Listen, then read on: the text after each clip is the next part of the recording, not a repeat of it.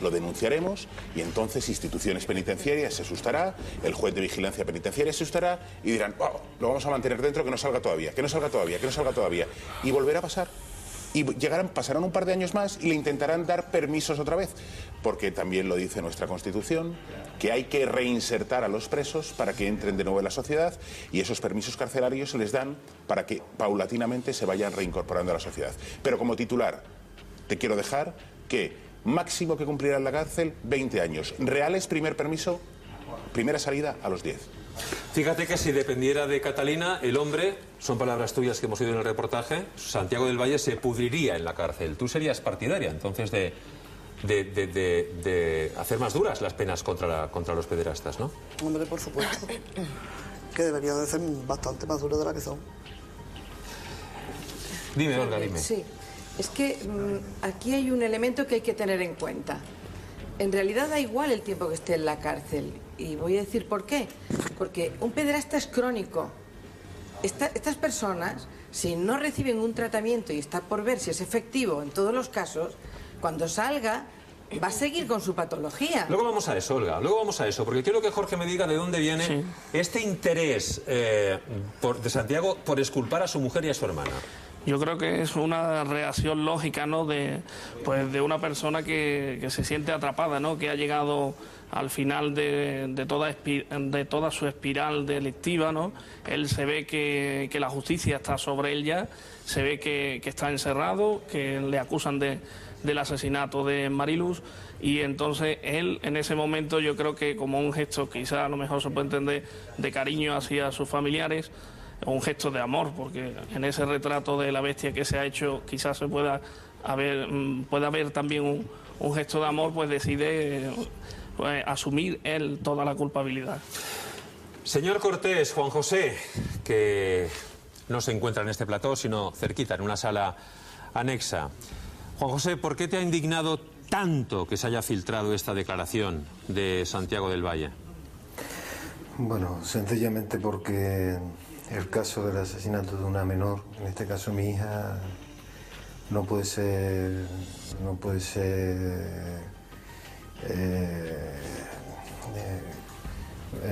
comida para todo tipo de platos, ¿no?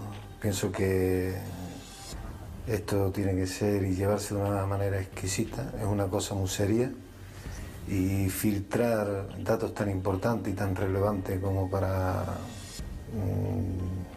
que no se haga una justicia justa hacia Mariluz, no me parecería justo, ¿no? O sea, los datos que se han filtrado son secretos de sumario, es un delito, y pienso que estas personas que han filtrado los datos, pues quizás tengan que responder ante la justicia, ¿no? Si es así, que lo hagan, por supuesto. Vamos a conectar de nuevo con Gema, porque creo que la participación de los espectadores es altísima, a pesar de la hora. Es la 1:15 y estamos preguntando esta noche a nuestra audiencia si son ustedes partidarios de recrudecer... ¿No me oyes, Gema? Me parece que no me oye. ¿Gema? Hola, hola. Compañeros de sonido, a ver si es posible. Los teléfonos no paran de sonar. Jordi, conocer la trayectoria delictiva de Santiago del Valle ha despertado la indignación y la rabia de los espectadores. Y digo rabia porque la opinión generalizada es taxativa.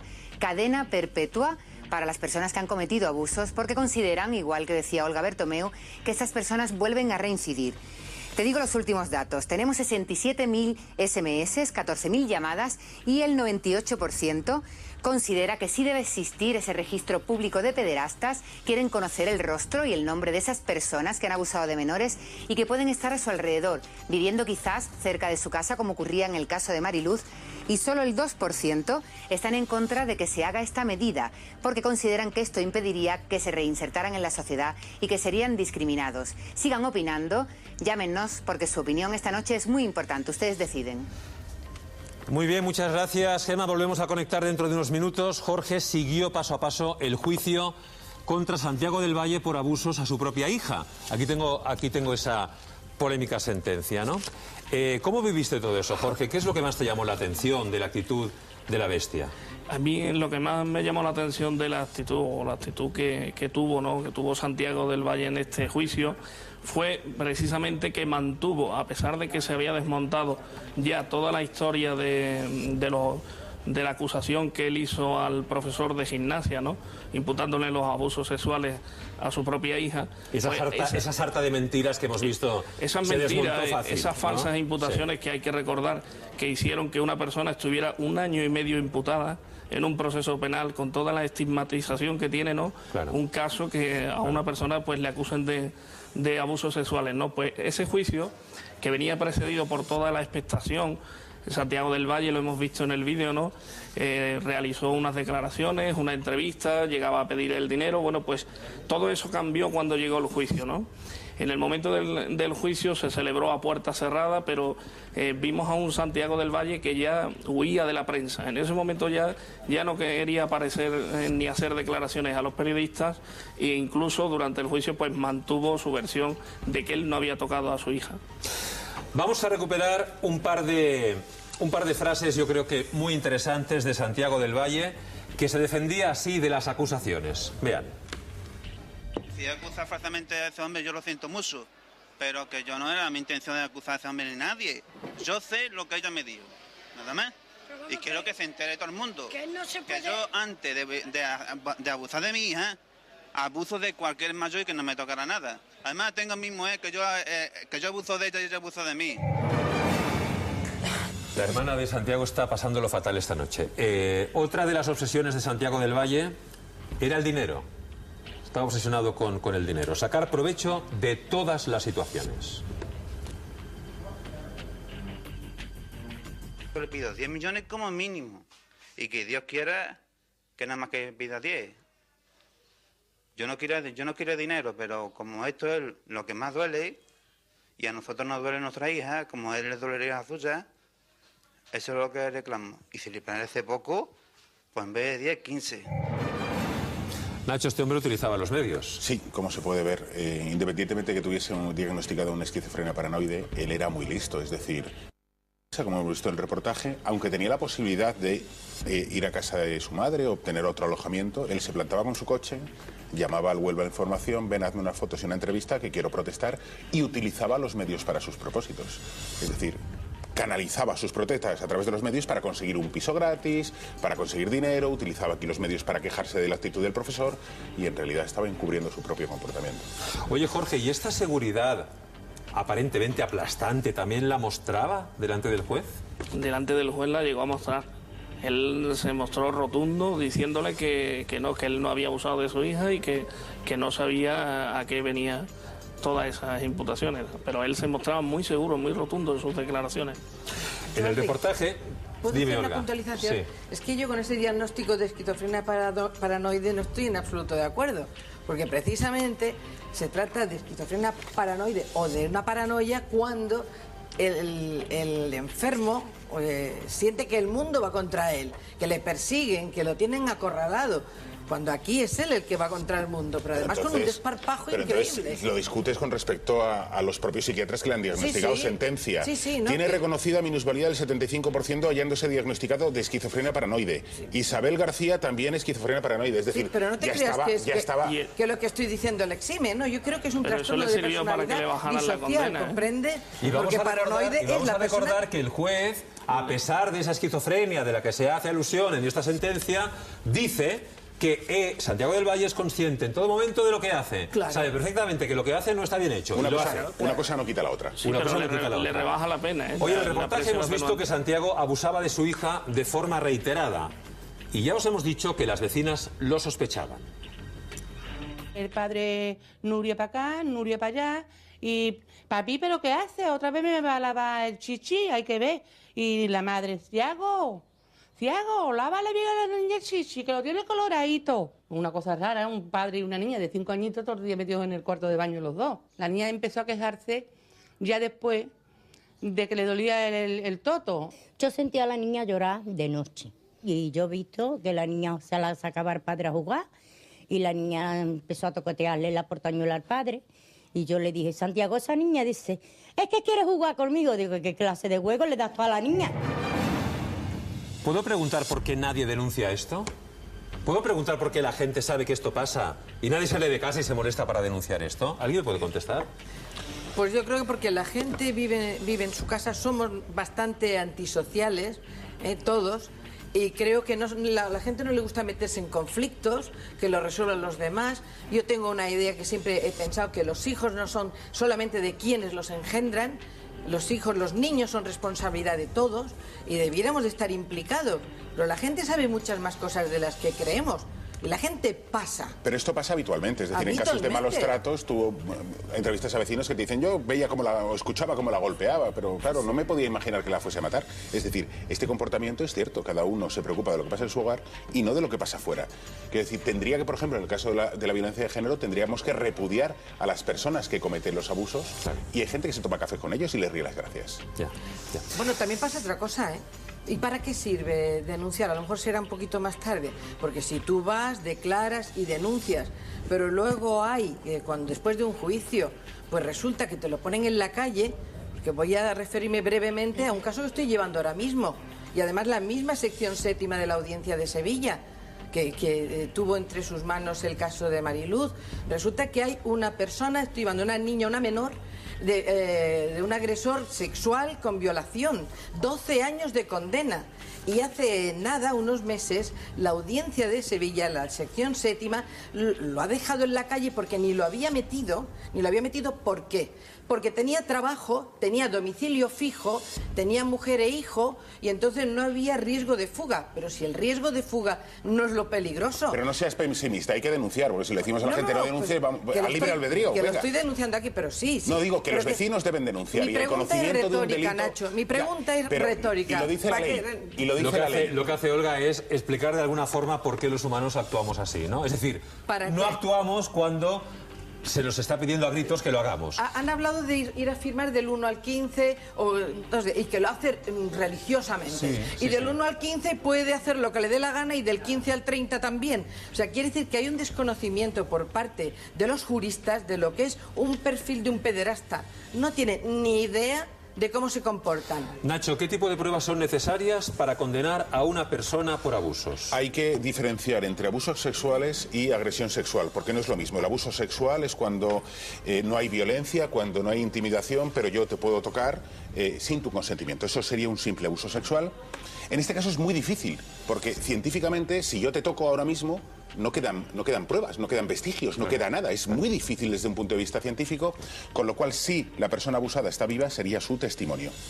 En el caso de la agresión sexual es diferente. Ahí la policía suele buscar pelos, suele buscar semen, suele buscar desgarros, en el caso de que sea una menor, suele buscar incluso señales de resistencia, es decir, cuando te fuerzan, te sujetan con fuerza y te dejan marcas. Hematomas, ¿no? Hematomas, y la persona que se resiste puede arañar. Entonces, ese tipo de pruebas científicas se pueden buscar. Es un informe médico forense y aparte existe un perito psicólogo dentro del juzgado que hace un informe respecto a las consecuencias mentales que te produce un abuso. Le he prometido a Catalina que podría responder a Lorena cuando decía que es de dominio público que en tu familia había, relaciones sexuales entre todos. Adelante. Eso no es cierto.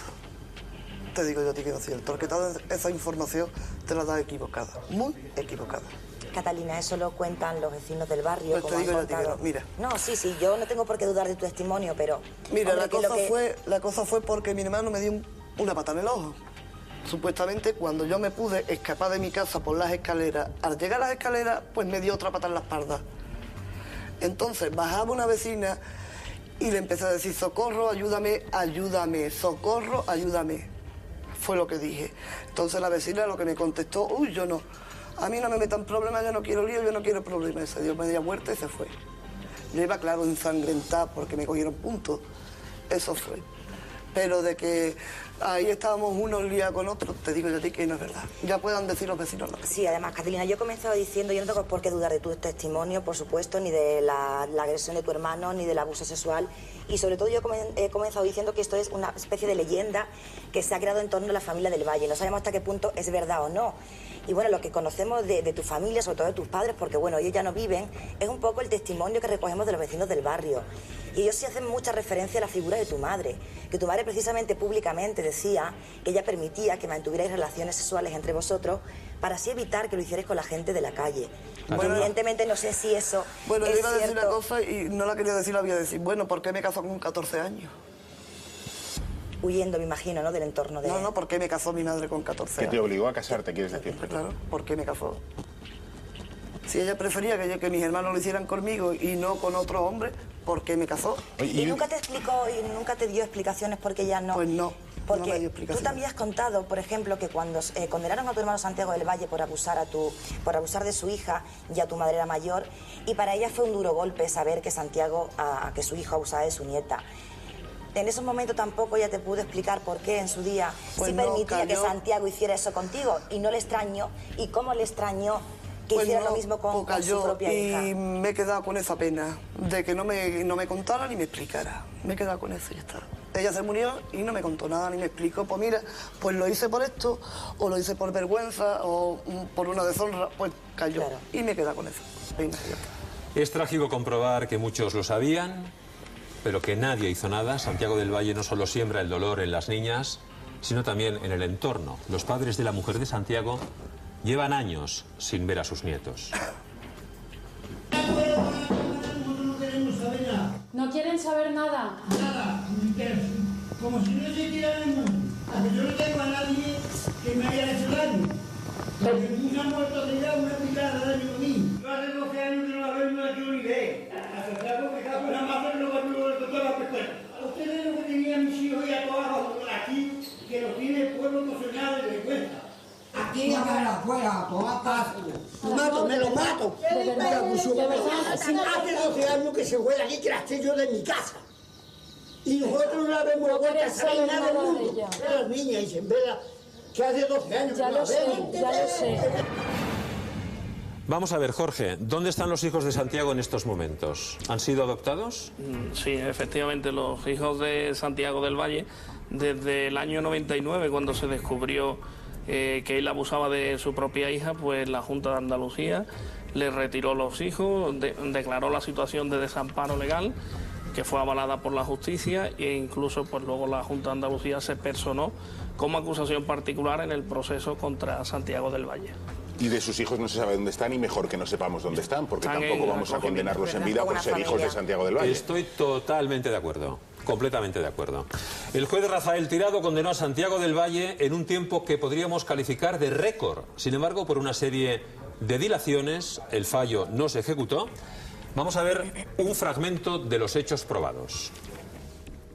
El padre le obligaba a entrar en su cuarto diciéndole, ven al cuarto, que te voy a hacer una cosa, teniéndole que coger con las manos la churrita. Estos hechos solían tener lugar en su dormitorio. Aunque ella no quería ir, su padre la amenazaba con pegarle. Una vez allí le tocaba los genitales. Incluso el acusado se tocaba sus órganos sexuales mientras efectuaba los tocamientos a la menor. Su madre lo sabía, diciéndole en alguna ocasión al padre, no le hagas eso a tu hija.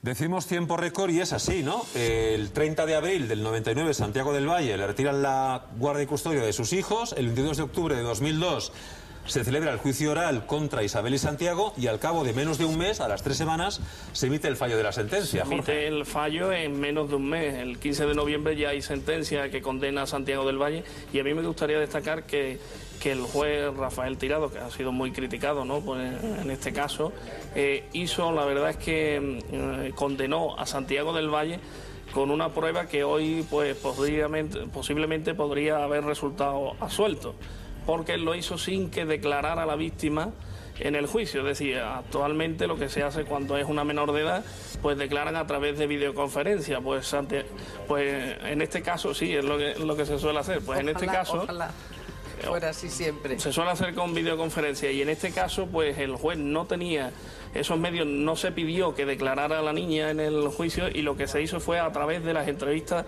que se habían hecho, se habían grabado un vídeo con las psicólogas, y con esa prueba, que luego fue avalada por la Audiencia de Sevilla, se condenó a Santiago del Valle. Pero repito que con esa prueba hoy en día podría incluso haber quedado absuelto Santiago del Valle, si no se hubiera...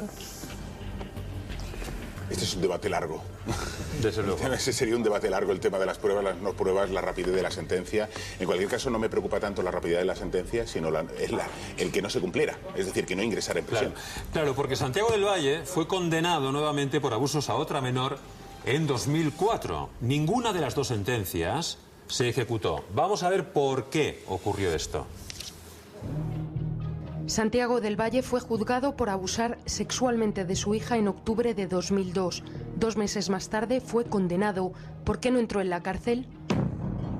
En primer lugar, porque recurrió la sentencia. En segundo, porque la audiencia provincial que debía ratificarla no le comunicó su decisión al juez hasta casi 3 años más tarde. Y en tercer lugar, porque Rafael Tirado no logró localizar nunca su paradero. De hecho, el juez no emitió una orden de busca y captura contra el pederasta hasta 2 días más tarde de que hubiese sido detenido por su implicación en el asesinato de Mariluz. En 2004 fue condenado nuevamente por abusos. Evitó la prisión en este caso porque al no haber cumplido la primera sentencia carecía de antecedentes penales. Cuando conocimos los hechos, la opinión pública se quedó perpleja. El asunto llegó incluso al Consejo de Ministros.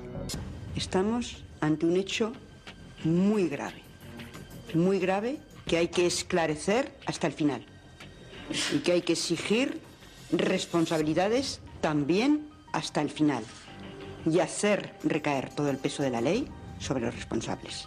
El Consejo General del Poder Judicial ordenó una investigación y decidió abrirle un expediente disciplinario a Tirado por una falta de desatención muy grave, decisión que no comparte todo el mundo.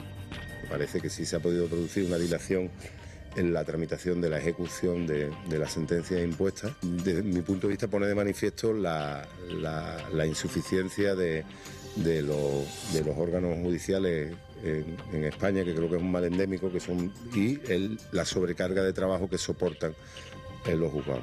La semana pasada, un nuevo informe del Consejo confirmó las palabras de Federico Jiménez. Los juzgados penales españoles acumulan casi 270.000 sentencias sin ejecutar. ¿Cuántas condenas como la de Santiago del Valle siguen sin ejecutarse? ¿Cuántos delincuentes como él siguen en la calle sin cumplir su condena?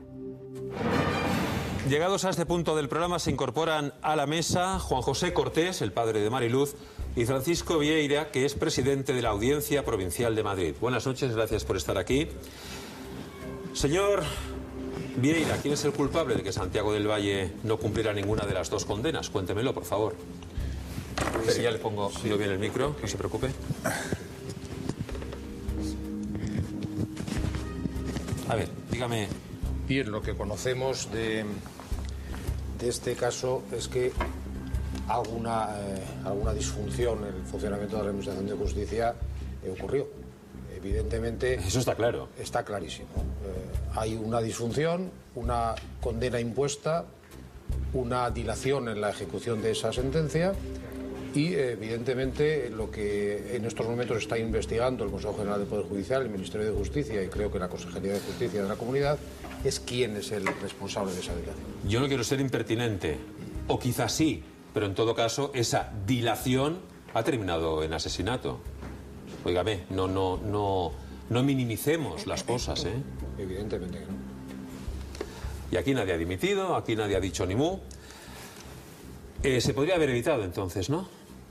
Se podía haber evitado, y yo creo que debería haberse evitado, esta dilación en la ejecución de la sentencia. De hecho, yo creo que es una dilación extraordinaria que se produce en unas situaciones en las que deben investigarse a fondo y debe determinarse cuál es el motivo por el que no se ha ejecutado esa sentencia a tiempo. Pero también yo creo que debe analizarse cuáles son la situación actual del Poder Judicial, de los juzgados y tribunales, para evitar que se pueda repetir. Yo creo Porque la pregunta es, ¿a día de hoy podría volver a pasar lo mismo? Es decir, claro, mañana puede haber otra niña muerta porque no esté en la cárcel el condenado. Evidentemente tienen que modificarse muchas cosas en la justicia y lo estamos reclamando desde hace mucho tiempo también los propios jueces. Los primeros interesados en que nuestras sentencias se puedan ejecutar inmediatamente somos nosotros.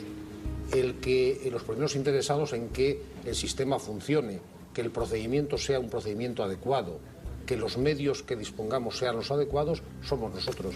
Y así se lo hemos reclamado incluso concretamente en la Audiencia Provincial de Madrid incluso está proponiendo medidas legislativas para que nos permitan a la Audiencia Provincial de Madrid y a los órganos judiciales penales centrarnos nuestra labor en lo que realmente interesa. Señor Vieira, hasta ahora la única persona expedientada por esta tragedia ha sido el juez Tirado. ¿Esto va a acabar aquí o esto puede afectar a alguien más del aparato judicial? Pregunto.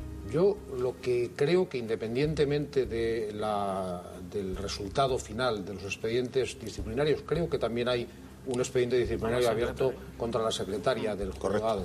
Tengo idea que es también, independientemente de cuál sea el resultado de estos dos expedientes... La secretaria es la señora que estaba de baja, ¿no? No, la secretaria del juzgado. La secretaria del juez. No, la secretaria judicial. La secretaria judicial.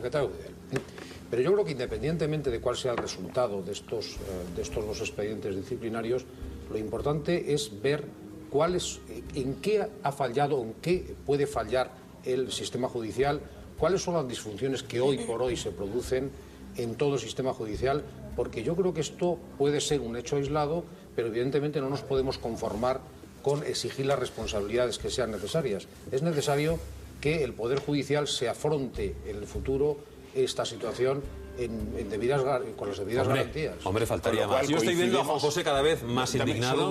Un dato. Coincidimos entonces, señor Vieira, que legislamos, o mejor dicho, modificamos a golpe de sangre. Pues desgraciadamente yo creo que ocurre no solamente en España, sino en otros países, que solo cuando se producen estos hechos desgraciados se hace caso a las advertencias que muchas veces los propios profesionales estamos dando. Juan José, vamos a ver, tú has dicho a este programa que si fueras el juez Tirado no podrías dormir tranquilo. Sí, bueno, yo creo que estando en mis manos la muerte pudiendo haber evitado la muerte de una criatura y todavía mucho más grave, no queriendo hacerse responsable de los errores que ha cometido, yo seguramente no solo no dormiría tranquilo, sino no volvería a ejercer mi carrera voluntariamente antes de que me echaran, ¿no? Pienso que la ley que tenemos, que es a la que nos agarramos, la ley orgánica, que es la cual los jueces cuando quieren escudarse en algo se escudan en la ley, y los que hacen la ley cuando quieren escudarse se escudan en que dicen que la ley está bien, pero lo que no funciona son los jueces. O sea, que aquí se tiran todos la pelota unos a otros y al final los que pagan las consecuencias son nuestros hijos, son los menores, son los más indefensos, y al final, pues yo no sé hasta dónde vamos a llegar, pero España entera está reclamando de que la justicia se ajuste. Yo creo que llegaremos lejos y que mucha gente va a secundarle, Juan José. De momento lleva ya casi 500.000 firmas. Creo que usted se va a querellar no solamente contra el juez Tirado, sino contra la Junta de Andalucía, ¿no? ¿Está en su ánimo hacer eso? A ver, hay una serie... en esto yo no he estudiado, no es mi carrera ni es mi vocación el tema de las leyes, pero sí me estoy aprendiendo algunas cositas que creo que los ciudadanos no deben de estar para aprender justicia o aprender el Código Civil, sino para eso está la justicia, para defender a los ciudadanos, ¿no? Y en este sentido yo sé que ahí tiene parte de responsabilidad, pues tanto el juez Tirado, que igual que juzga, debe de hacer cumplir los juzgados, y eso el corporativismo que intentan para evadir y defender, pues yo entiendo que quieran defender al juez Tirado porque son compañeros de trabajo, y los compañeros de trabajo pues no se suelen tirar los trastos a la cabeza, porque ahora se ponen todos en la punta de flecha y decir, me puede tocar también a mí, pero hijo mío, para eso te han metido a juez y si no, no te metas. Señor Vieira, usted como presidente de la Audiencia Provincial de Madrid, ¿aconsejaría a Juan José que se querellara contra el juez Tirado? ¿Que lo hiciera contra la Junta de Andalucía? ¿Que fuera más allá? ¿Que se querellara contra el Estado, que ha reconocido a través de su ministro que hay un colapso en la justicia? Yo precisamente por mi condición de magistrado no puedo aconsejar a nadie realizar ninguna actividad. Es decir, una de las condiciones que tenemos, de las limitaciones que tenemos los jueces y magistrados, es asesorar directa o indirectamente a las partes. O sea que eso es evidentemente que yo ni puedo aconsejarle ni puedo dejar de aconsejarle. Eso es evidente. Yo sí que quisiera comentar que aquí se está centrando a lo mejor todo en el juez Tirado, pero también la audiencia de Sevilla tardó casi 3 años en resolver el recurso. Efectivamente. Con lo cual, yo creo que también tiene parte de responsabilidad. Lo único que pasa es que en este caso pues había prescrito ya, ¿no? Es que ese es el problema, que hay un delito o hay una sanción posible, pero es que ha prescrito, y como ha prescrito no le podemos sancionar. Es decir, sabemos que has hecho algo mal, pero como ha pasado mucho tiempo y no te hemos pillado, te vamos a dejar en paz. Claro. Es que esto es grave. ¿Podría formularle una pregunta al señor Francisco Vieira? Claro. Vamos a ver. ¿Usted cree que es un argumento suficiente cuando en un caso de una menor que ha sido agredida sexualmente y también ha existido violación, ese agresor ha sido condenado a 12 años de pena por la audiencia? He dicho antes la sección, no la voy a repetir porque creo que ya está ahí dicha, de la audiencia de Sevilla, y entonces la Fiscalía de esa sección ha considerado que ese hombre de 32 años, con una menor de 12, por tener un trabajo fijo, por tener domicilio y una mujer con una hija pequeña, pues que como no parece ser que haya problema de fuga, está en la calle. Es que no ha entrado ni siquiera en prisión, era porque se preguntaba si podría suceder. Ahí tenemos un caso más, porque además tenía antecedentes policiales.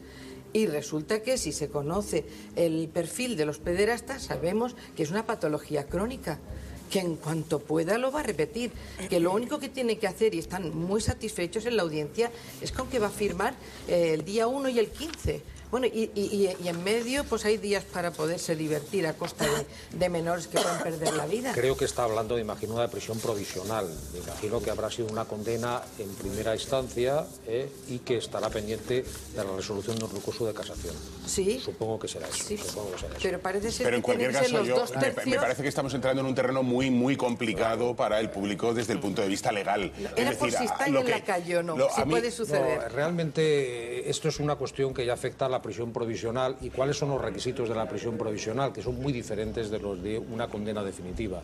Una prisión provisional solamente se puede decretar cuando hay un riesgo relevante que hay que precaver a través de la prisión provisional, y es el riesgo de fuga, riesgo de repetición de nuevos delitos, y para eso hay que conjugar todas las circunstancias.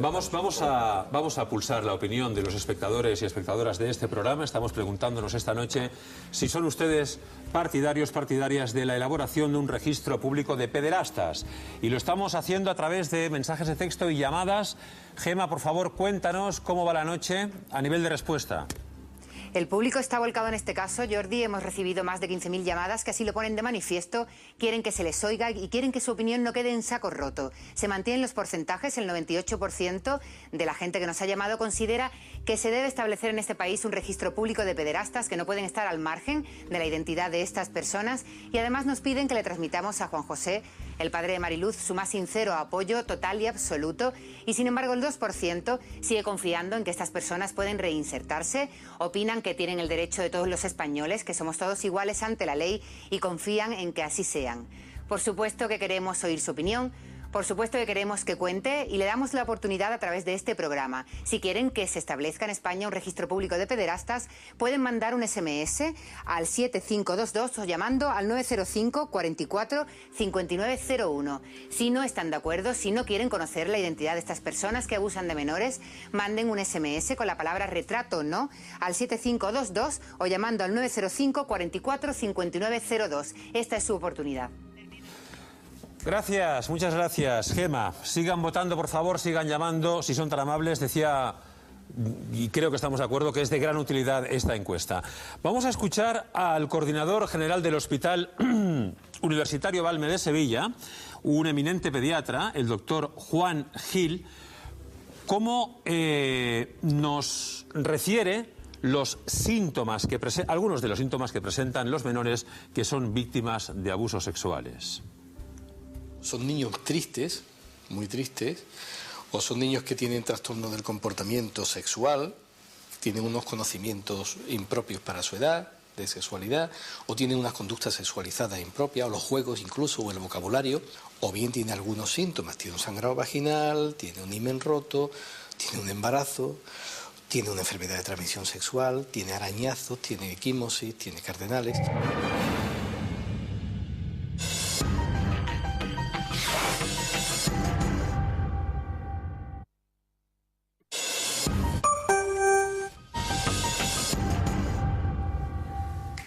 Queremos dar las gracias a todas las personas que están esta noche participando en este programa, contestando a nuestra encuesta. Son miles, decenas de miles las que están respondiendo sí o no, la gran mayoría ya lo han oído, sí a la pregunta: hay que endurecer las penas contra los pederastas, incluso hay que hacer público un registro de pederastas. Luego Nacho Abad matizará algo a propósito de esto, porque no quiere que suene a demagogia lo que estamos preguntando hoy. ¿Qué pasa cuando los pederastas salen de la cárcel? ¿Pueden cambiar sus hábitos? Esto es muy importante, porque se supone que la cárcel es un sitio donde corrigen a las personas que han fallado, ¿no? Bueno, según hemos podido comprobar, es muy difícil que un pederasta deje de sentir ese deseo. Según instituciones penitenciarias, en las cárceles españolas hay actualmente más de 3.000 presos cumpliendo condenas por agresiones sexuales. 900 aproximadamente son pederastas. Son delitos difíciles de detectar, ya que en muchas ocasiones se producen dentro del propio ámbito familiar. El catedrático de Psicología, Félix López, afirma que en nuestro país un 23% de niñas y un 15% de niños han sufrido abusos antes de los 17 años. Muy pocos llegan a los tribunales. Un 30% de las víctimas no se lo cuenta absolutamente a nadie, por sentimientos de culpabilidad o vergüenza. La ley contempla diferentes categorías para determinar el grado de abuso. Violación. Acceso carnal por vía vaginal, anal o bucal con introducción de miembros u otros objetos. Pena. De 6 a 12 años. Agresión sexual. Atentado contra la libertad sexual de una persona con violencia o intimidación. Pena. De 1 a 4 años. Abusos. Actos contra la libertad sexual de otra persona ejercidos sin violencia y sin consentimiento. Pena. De 1 a 3 años.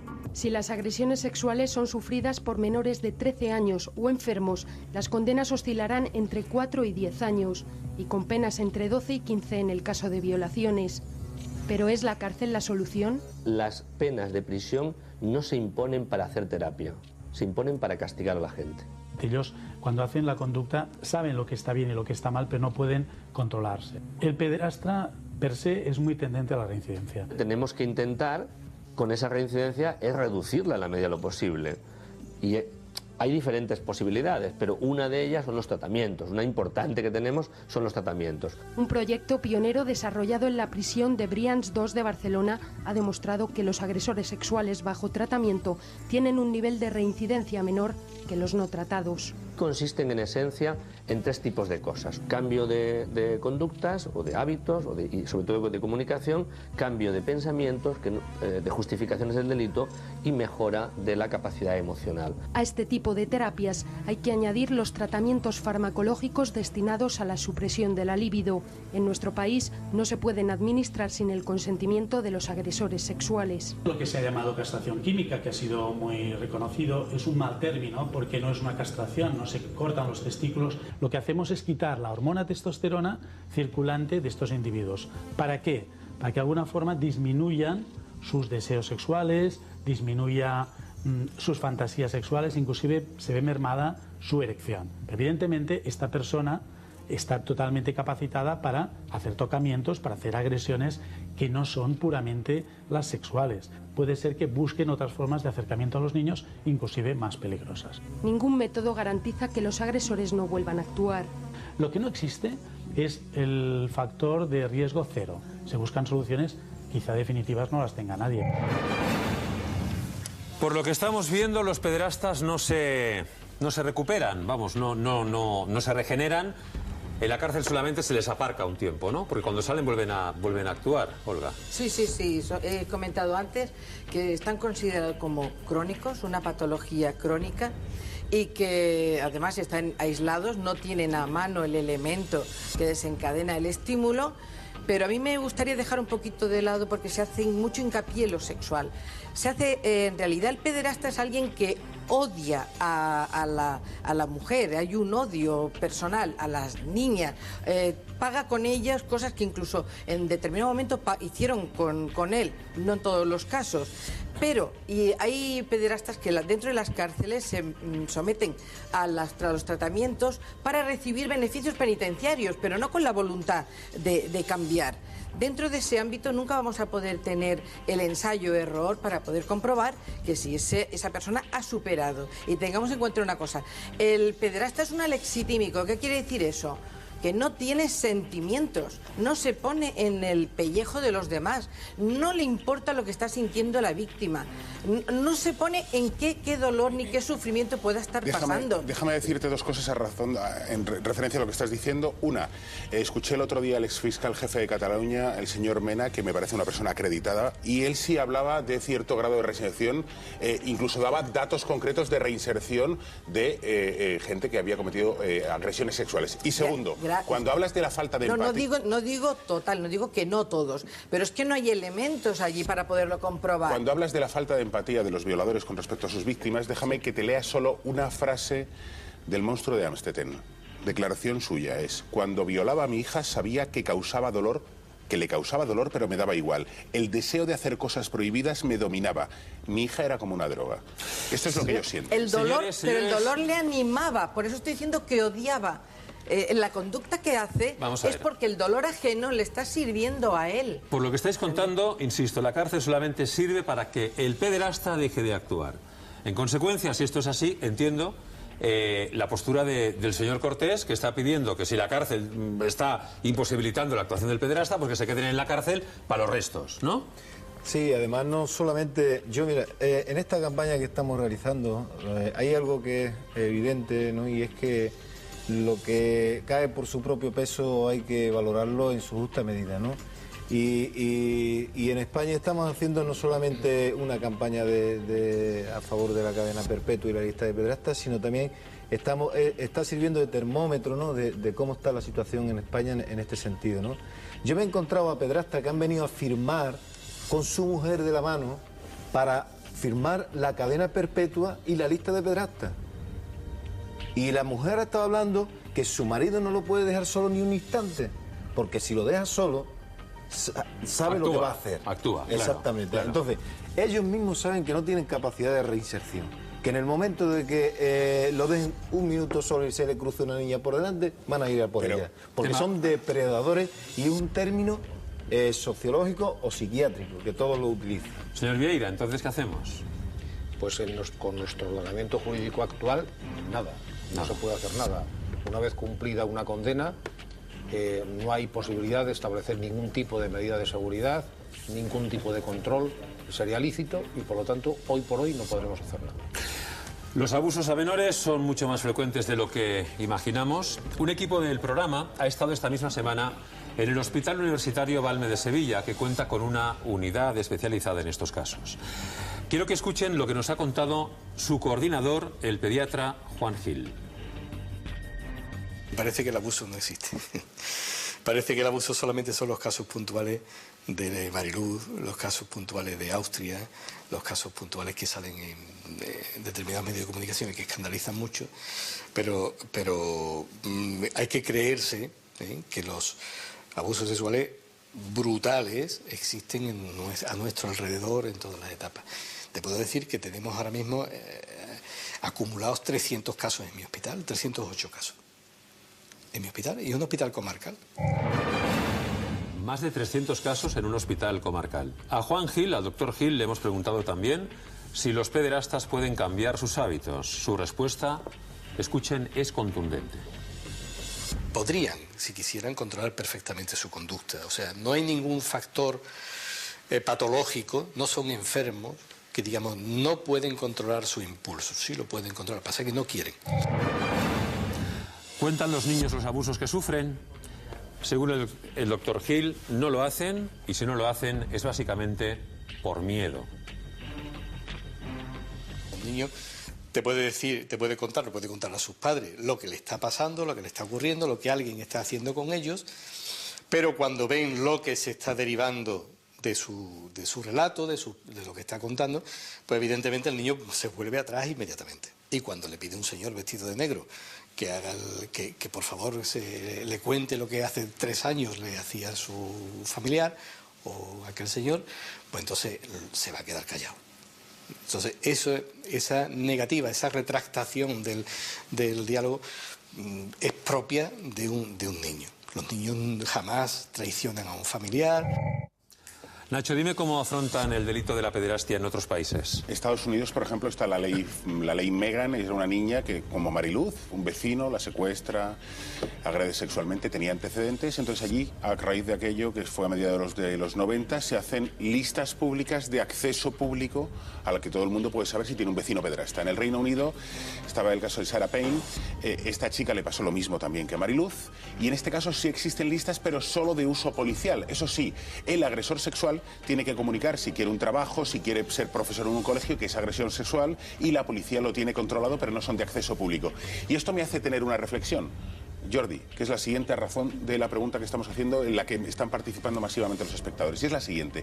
Cuando hablabas con Catalina decías qué injusto es que haya abusado de ti Santiago del Valle y que ahora estás pagando por lo que él ha hecho que tú no has hecho. Pues estamos en la misma situación. Si hiciésemos listas públicas de pederastas, yo como padre las quiero saber. Quiero saber si tengo un violador como vecino. Pero como ciudadano pienso, si tenemos una lista pública de pederastas, vamos a condenar no solo al pederasta, sino a toda su familia. Y a lo mejor su familia no tiene ninguna responsabilidad. Igual que tiene rechazo ahora mismo la hermana de Santiago del Valle, que no ha matado a Mariluz, que no ha abusado de ella, todos los familiares de los pederastas que hiciésemos públicos la lista también serían de alguna manera condenados socialmente. Y te insisto, como padre quiero saber si tengo un violador al lado, pero como ciudadano no.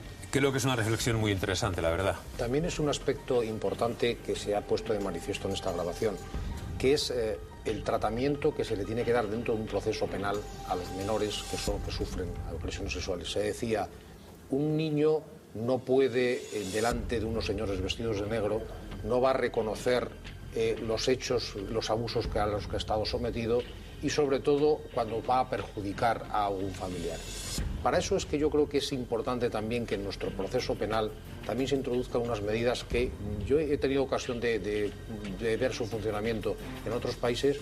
Es que sería esencial que cuando hay un abuso del que es objeto un menor, que en los primeros momentos se practicara una prueba con carácter anticipado, de tal forma que se grabara completa su declaración, pero con intervención de un profesional que le haga las preguntas, con intervención de todas las partes en una parte aleja, con un cristal o un espejo que pudieran presenciarlo, y que se diera un perfecto contenido procesal a esa declaración.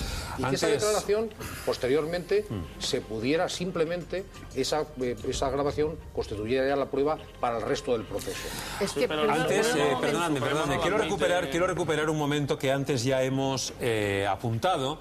Y es, teniendo en cuenta que los niños tienen miedo, no solamente eso, sino que los niños, los seres humanos pequeñitos, son muy leales a su familia, no cuentan que son víctimas de abusos. Pero claro, los adultos tenemos que ser listos y tenemos que ver si hay algún síntoma que delate que esa menor está sufriendo algún abuso. Quiero, por favor, recuperar las palabras de esta eminencia en psiquiatría, que es el doctor Gil, que cuenta de una forma muy clara cómo detectar si un menor es víctima de abusos sexuales. O son niños tristes, muy tristes, o son niños que tienen trastorno del comportamiento sexual, tienen unos conocimientos impropios para su edad, de sexualidad, o tienen unas conductas sexualizadas impropias, o los juegos incluso, o el vocabulario, o bien tiene algunos síntomas, tiene un sangrado vaginal, tiene un himen roto, tiene un embarazo, tiene una enfermedad de transmisión sexual, tiene arañazos, tiene equimosis, tiene cardenales. ¿Está usted a favor de la elaboración de un registro público de pederastas? ¿Qué opinan los ciudadanos que trasnochan, que están viendo la tele todavía a esta hora? Gema Fernández, de nuevo, buenas noches. Buenas noches, Jordi. Casi rozamos la unanimidad, la gente lo tiene muy claro. No quieren que vuelva a repetirse una desgracia como la muerte de Mariluz y piensan que quizás si los padres hubiesen sabido que vivían cerca de un pederasta se podía haber evitado. Por ello, el 98% exige que se establezca este registro público de pederastas. Piensan que es un derecho que deben tener, teniendo en cuenta sobre todo la cantidad de delincuentes de este tipo que vuelven a reincidir una y otra vez. Y por ello algunas personas incluso nos han querido contar su historia. Es el caso de Dolores de Vigo, que ha tenido que vivir una desgracia muy grande en su familia, ver cómo su cuñado abusaba de su hijo, de su sobrino y de 2 niñas más, y todo a causa de la dilación del juicio, que tardó más de 6 años en celebrarse, y esto demostraba que el profesor volvía a reincidir. También nos ha llamado Teresa del Puerto de Santa María, que ha sufrido prácticamente la misma historia. El profesor de su hijo de 7 años abusaba una y otra vez y el juicio ha tardado 11 años en celebrarse. Nos han contado muchísimos más casos. En líneas generales la gente tiene miedo porque esperan un juicio que tarda mucho en celebrarse y por ello quieren que se evite, y sobre todo quieren tener constancia de si cerca de ellos puede haber un pederasta. Ha participado muchísima gente, más de 18.000 llamadas, más de 12.000 SMS. Muchísimas gracias por su participación. El resultado es muy claro. La mayoría quiere que se establezca un registro público de pederastas. Quieren conocer el nombre y el rostro de estos delincuentes. La última palabra la tendrá la justicia. Gracias, Gemma. Magnífico trabajo el que has realizado esta noche desde la redacción, computando esas opiniones que han ido llegando desde que ha empezado este especial, El retrato de la bestia. Juan José, sé que estás satisfecho de la campaña que estás llevando a cabo para recoger firmas, para endurecer esas medidas contra ese registro público de delincuentes por pederastia, ¿no?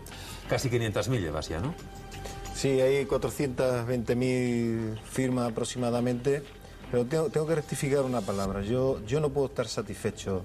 A mi hija la han asesinado por culpa de errores judiciales en las manos de un asesino que lo han dejado suelto, y eso no se debe producir en España ni una vez más. Claro, claro. Y ante el derecho a la intimidad, ante el derecho a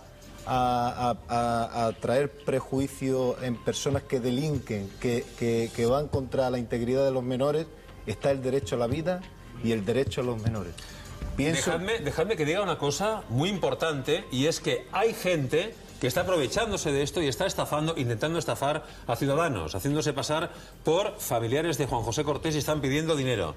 En ningún caso hagáis caso, por favor, de estos desaprensivos que están intentando estafar a personas a partir de vuestra desgracia. ¿Es así? Sí, bueno, esos son casos que se dan y bueno, que tampoco tienen mucha importancia. La importancia verdadera que tiene todo este sentido que estamos dándole a todo esto es que al final se publique en la lista de pederastas, que la apruebe el gobierno y que se apruebe la cadena perpetua y sobre todo que se le haga justicia a Mariluz y que todas las responsabilidades que el gobierno, a través del presidente del gobierno y la vicepresidenta, han dicho públicamente, que lo cumplan y que se depuren todas las responsabilidades. Esa va a ser mi función y mi trabajo en la vida y no tengo otro objetivo en la vida. Hemos hablado de la justicia, hemos hablado del gobierno, del poder legislativo, no hemos hablado de la policía, y solo un inciso, me gustaría felicitar intensamente tanto a los responsables policiales de Huelva como a los de la UDEF de Madrid como a los de Sevilla, que han trabajado en este caso y lo han resuelto muy bien. Bueno, pues hasta aquí este programa especial. Está claro que todas las medidas son pocas para evitar que los pederastas actúen a sus anchas. Este programa ha pretendido ser una aportación para que todos tomen nota de sus errores y sobre todo que no vuelvan a cometerse. Muchas gracias, buenas noches y hasta siempre.